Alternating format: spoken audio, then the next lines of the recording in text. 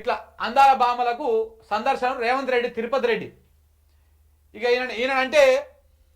ఈయనంటే పర్యాటక శాఖ మంత్రి కాబట్టి జూపల్లి కృష్ణారావు ఉండొచ్చు ఇందులో. మరి ఈయన ఎందుకున్నాడు ఇందులో? ఈయన దేనికోసం ఉన్నాడు ఇందులో? ఈ తిరుపతి రెడ్డి అంటే ఆయన దేనికున్నాడు? తిరుపతి రెడ్డికి ఈ అందాల పోయిట్లకు ఏం సంబంధము? అయితే గీతే రేవంత్ రెడ్డి గారికి సంబంధం ఉండాలి, కానీ ఈ తిరుపతి రెడ్డికి మన ఈ అందాల పోయిట్లకు వీళ్ళకు ఏం సంబంధము? ఈయన ఈ పోర్ట్లలో ఎందుకున్నాడు? ఈయన ఏమన్నా ప్రభుత్వ లేకపోతే ఒక ఎమ్మెల్యేనా, లేకపోతే ప్రభుత్వ అధికారా, లేకపోతే ఇంకేమన్నా ఆ శాఖకు సంబంధించినటువంటి పిఆర్ఓనా? కనీసం ఏంటిది ఆయన? ఏం కాకముందుకే ఎందుకు వచ్చి ఇందులో ఉన్నాడు? మంత్రి కంటే ముందు వరుసలో ఎందుకున్నాడు? ఈ హడావుడేంది?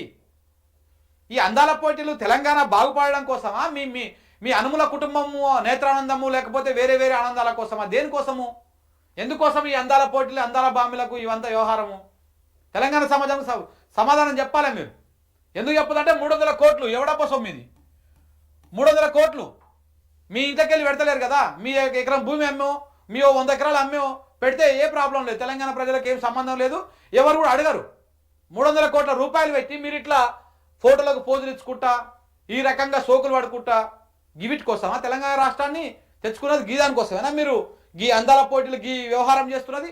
ఏదన్నా అక్కడికి వచ్చే పని ఉందా ఒకటన్నా? ఇలా ఈయన జూపల్లి గారు గెలిచిన ఎమ్మెల్యేలు వెనక ఈయన ఎమ్మెల్యే కదా, ఈయన ఎమ్మెల్యేనే, ఈయన ముంగల్కి, మంత్రి కూడా ముంగల్కే. ఇగో ఈయన కూడా గద్వాల ఎమ్మెల్యే. ఈ ఎమ్మెల్యేలు తాపత్రయపడుతున్నారు, ఒక్కరొక్కరు సూపులు దూరం రాదు ఎక్కడెక్కడ ఉన్నాయో.